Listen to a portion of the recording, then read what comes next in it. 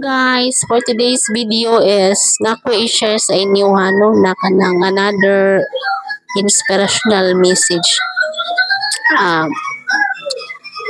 Nga di ay kanang uban gani no nga nang pag mo successful kanang isa ka tawo no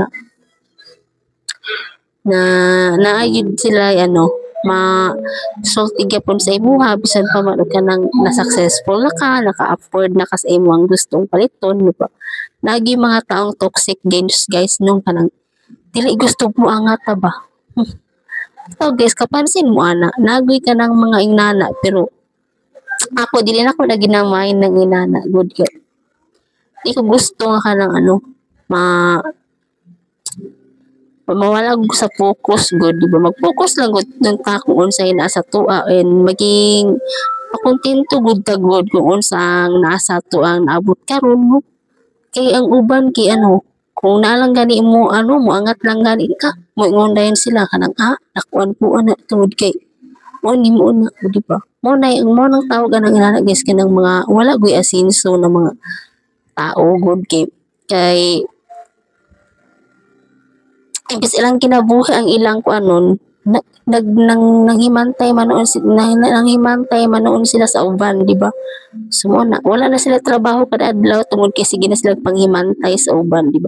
Dapat ng mga inana guys dili na nila buhat dili na tanay ko ano na inana kay wala man sila nadato sa ilang pinahimo di ba. Wala man sila nadato sa ilang ginabuhat kada adlaw na manghimantay sa uban di ba. So guys daghan jud kay mga taong inana ron guys di ba.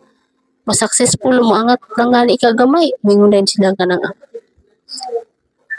mas masina din sa imuha di ba wala mga taong na guys wala walay asenso kay imbis na manalbaho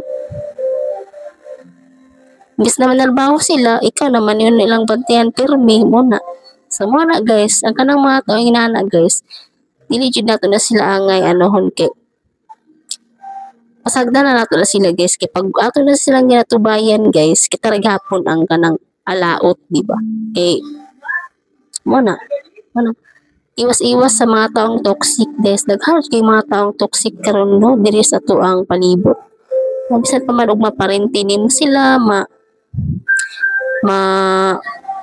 close nimo sila di ba nagi mga tao jud na malikayan guys so akong sa inyo ha guys na iwasan nyo talaga yung mga taong ganyan kasi